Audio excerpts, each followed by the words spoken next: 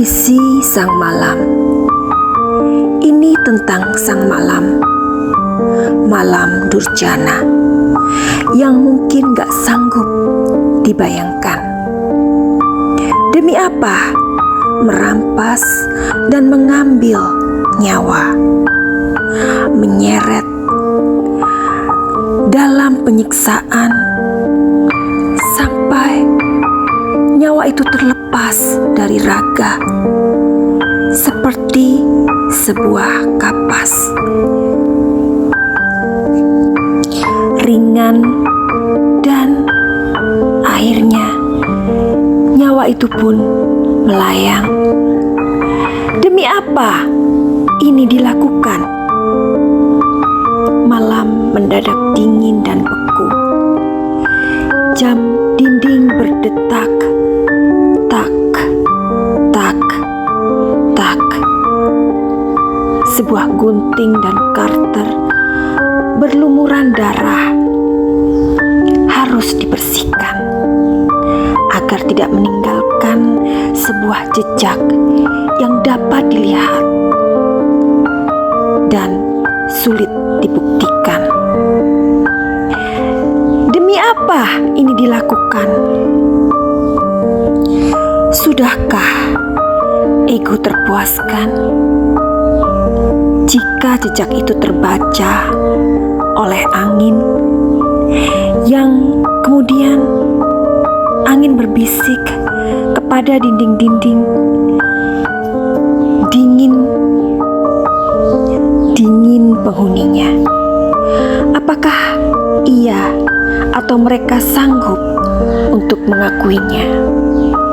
Puisi by Dewi Helsper atau Madam Suki.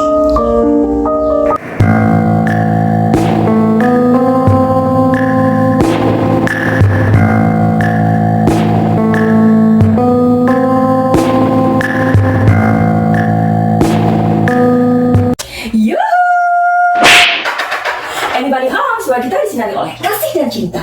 Dan buat kalian yang baru saja terdapat di YouTubeku ini, aku si pembisik Ratu, aku tinggal di Belanda dan di Thailand. Dan buat kalian yang masih dan selalu support aku sampai hari ini, banyak cinta buat kalian.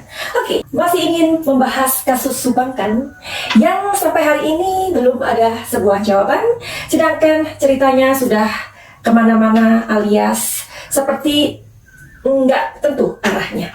Oke, sebelum itu aku akan memberikan sebuah video yang aku ambil dari sebuah narasumber dari Kompas TV tentunya, dengan kita melihat atau istilahnya menelaah dari sebuah video yang diungkapkan oleh Mas Aiman Wijaksono. Aku suka dengan Mas Aiman ini karena beliau adalah seorang presenter yang tegas, terus independen, dan juga gimana ya, pokoknya cara menuturkan sebuah berita sangat lugas. Nah, jadi memang presenter itu beda-beda ya. Ada presenter yang berita, ada presenter yang buat acara-acara atau sekedar entertainment. Tentu saja itu semuanya berbeda ya. Oke, dan Mas Aiman ini adalah seorang presenter berita yang memiliki cara yang tegas dan lugas yang seperti tadi aku katakan. Alright, di video itu kalian akan, atau tepatnya kita akan mencermati sebuah berita singkat. Oke, let's check it out. Yang melakukan? Tidak sama sekali. Kami punya bukti bahwa ada 3 kejanggalan dari kasus ini. Nah, Mas Aiman berkata bahwa ada 3 kejanggalan di video itu. Alright, pasti kalian semua sudah mendengar sendiri. Oke, tentu saja kasus pembunuhan ibu dan anak ini masih menjadi sebuah misteri yang sangat besar buat kita semua. Dan aku juga percaya, aku dan kalian juga sebenarnya menebak-nebak atau mencoba untuk seperti sebuah puzzle, kita menghubung-hubungkan dengan kecocokan cerita si A, si B, si C, dan lain-lain. Sehingga kemudian kita dapat merangkai puzzle-puzzle tersebut menjadi kesatuan yang utuh. Dan akhirnya misteri ini dapat diungkapkan. Seperti itu bukan? Tapi lagi-lagi kita menemukan atau melihat sebuah fenomena atau kejadian yang berubah-ubah. Seperti contohnya ketika Yoris membuat sebuah keputusan bahwa ketika kemudian Yoris merangkul ayahnya, dalam arti mereka sekarang adalah satu tim, alright? Oke, pasti kita juga bertanya-tanya seperti yang dikatakan oleh presenter Mas Aiman Wicaksono ini ya. Sebenarnya apa sih kejanggalan itu? Kejanggalan apa yang Mas Aiman katakan? Karena di situ katanya ada 3 kejanggalan. Dan aku mencoba untuk mengetahui apa sih kejanggalan itu.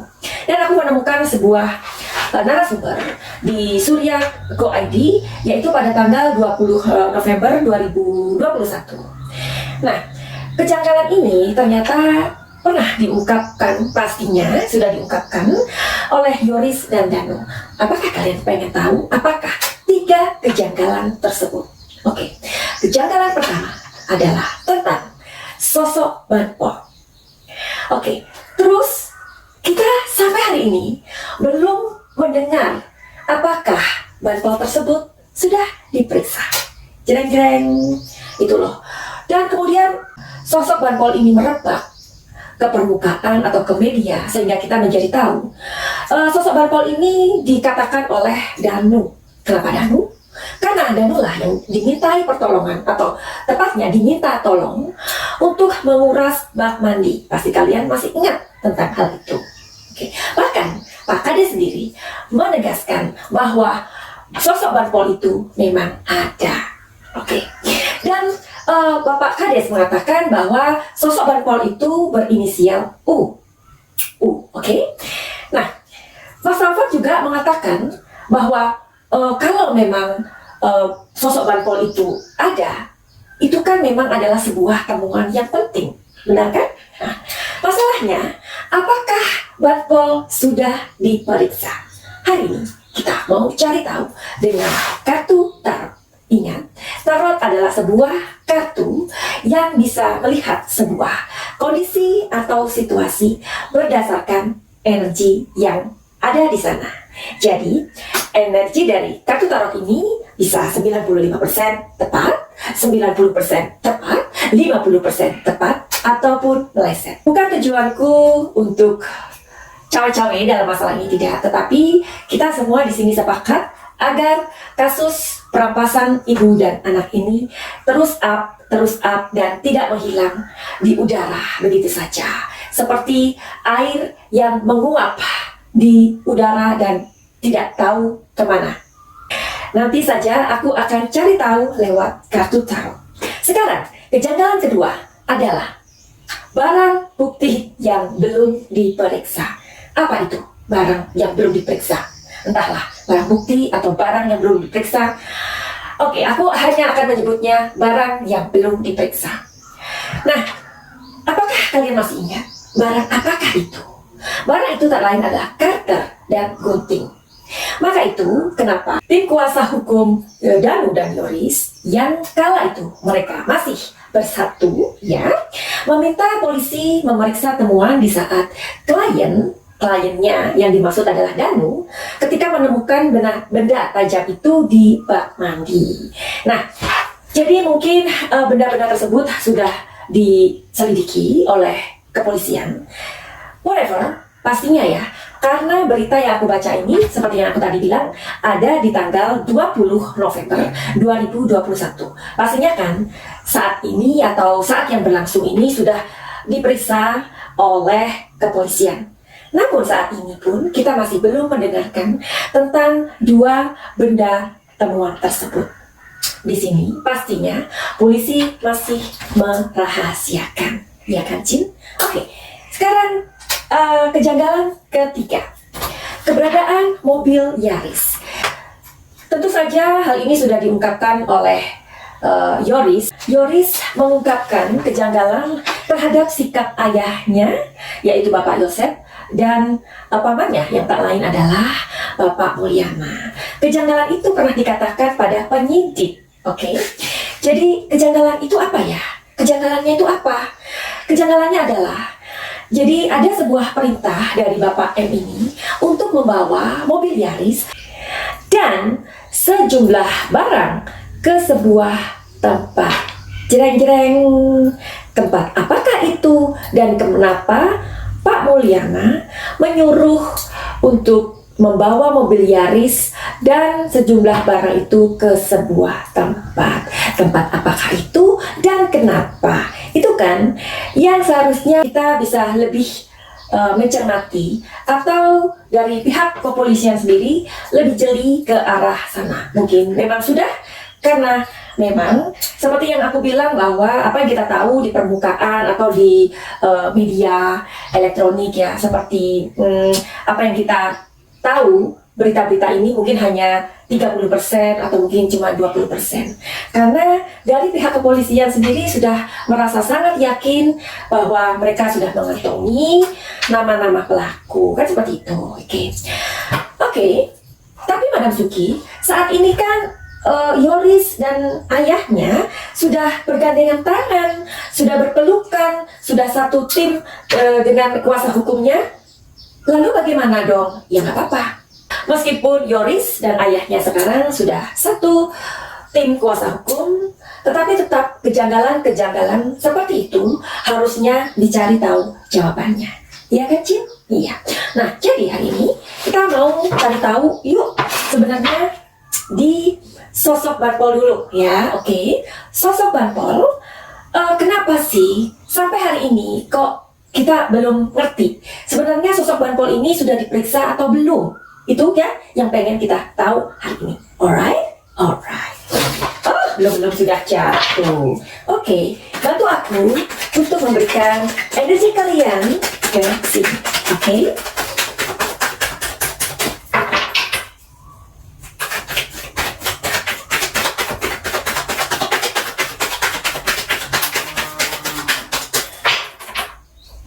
Apakah sosok Banpol yang berinisial U itu sudah diperiksa?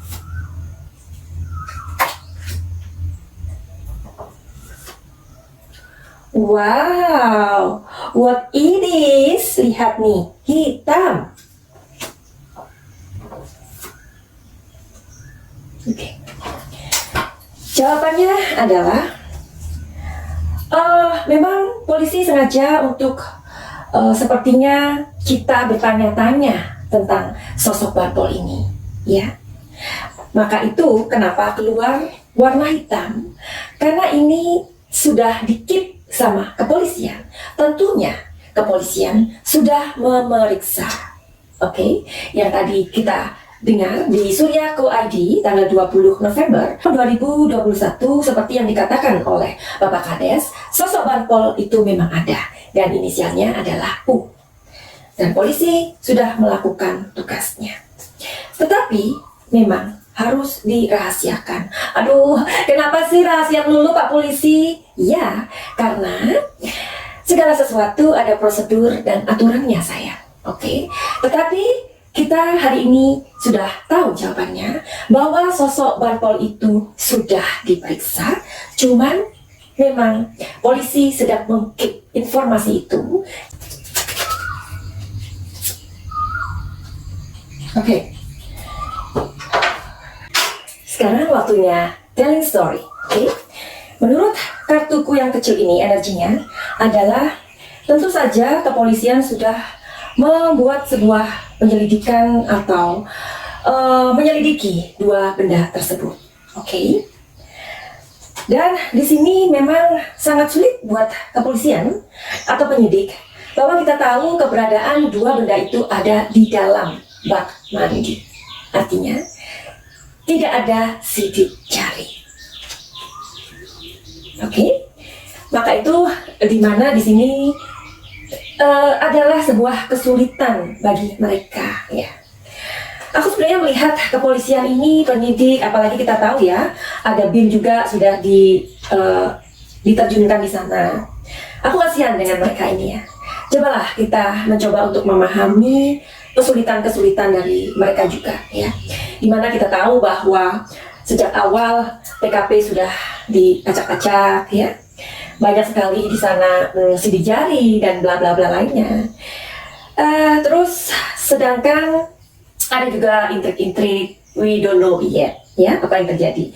Karena dari dua barang bukti atau dua barang yang diperiksa ini, itu memang ada sebuah kesulitan di sini. Di mana kesulitannya itu karena pasti sidik jarinya sudah terhapus, ya. Jadi, ya itulah. Dan telling story dari ini adalah memang sepertinya kalau dua barang yang ditemukan ini memang agak susah untuk ditindaklanjuti ya, tapi mudah-mudahan karena kita masih tetap percaya dengan kinerja kepolisian ya, karena kita tahu bahwa kasus ini luar biasanya mereka sudah menerjunkan semua orang-orang yang profesional. Itu kadang yang kita nggak tahu atau kita nggak kepikir ya. Jadi semua cara sudah dilakukan oleh kepolisian untuk segera membuat kasus ini selesai gitu loh ya, nggak sampai makan waktu berbulan-bulan seperti ini. Nah, jadi karena ini pesan energi dari kartu ini adalah going with the flow, makanya dua barang temuan ini sepertinya agak sulit diketahui ini punya siapa atau ini sidik jarinya siapa. Tapi mudah-mudahan saja, mudah-mudahan kepolisian mendapatkan kemudahan, karena seperti yang kita yakini dari kalimat Bu Hastri adalah tidak ada kejahatan yang sempurna. Oke? Mengatakan energinya kepada aku adalah kepolisian pun sangat sebenarnya mempunyai sebuah beban ya, karena ini kan kejahatan kemanusiaan di mana dua orang ini meninggalnya di dalam rumah gitu loh, Ci. Gimana sih? Iya kan? Tetapi apa daya, karena TKP sudah teracak-acak dan banyak hal lagi yang tidak bisa diperkirakan ya, makanya sampai berlarut-larut seperti ini. Kita berilah selalu support kepada kepolisian, iya kan? Oke, sekarang yang ketiga, keberadaan mobil Yaris yang tadi aku katakan. Sekarang aku kepengen tahu dari kartuku ini, kita pengen tahu aja sebenarnya kenapa sih Pak Yosep dan Pak Mul memerintahkan untuk membawa mobil Yaris ini dan sejumlah barang ke sebuah tempat. Sekarang kita mau cari tahu aja kenapa, ya kan? Kenapa gitu.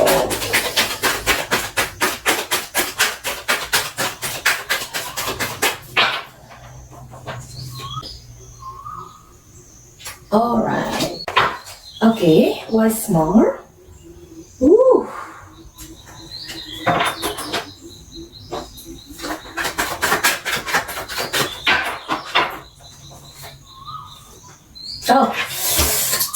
My God. Oke. Jadi kita mau tahu aja. Di sini kita masih memegang asas praduga tidak bersalah ya, Cini ya. Oke. Dan pembacaan kartuku ini tidak bermaksud untuk mengecoh atau memperkeruh permasalahan ini, bukan. Tapi di sini kita sama-sama belajar sebenarnya. Belajar untuk mencari tahu sebenarnya apa yang terjadi, begitu kan ya.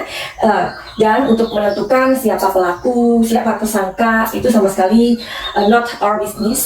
Jadi untuk menentukan siapa pelaku, siapa yang terlibat, itu bukan kita nggak punya hak apapun. Yang menentukan itu semua adalah kepolisian, penyidik, dan hukum, ya, penegak hukum. Oke, jadi tadi aku mengatakan atau bertanya kepada kartuku ini, kenapa sih ada sebuah perintah dari Pak M dan Pak Y ini untuk membawa mobil Yaris dan sejumlah barang ke sebuah tempat. Kenapa? Ada sebuah beban yang mengganjal di dalam pikiran mereka tentang sesuatu, mungkin pembicaraan dengan Ibu Tuti almarhumah atau apapun itu yang berkaitan dengan sebuah pengalaman atau experience yang pernah terjadi. Nah, mungkin pengalaman itu 3 bulan sebelumnya atau apapun itulah ya, kita belum tahu. Jadi sekali lagi, meskipun Mas Moris dan bapaknya sudah bergabung sekarang, tetaplah kejanggalan-kejanggalan ini harus dicari sebuah jawaban. Itu aja kok ya.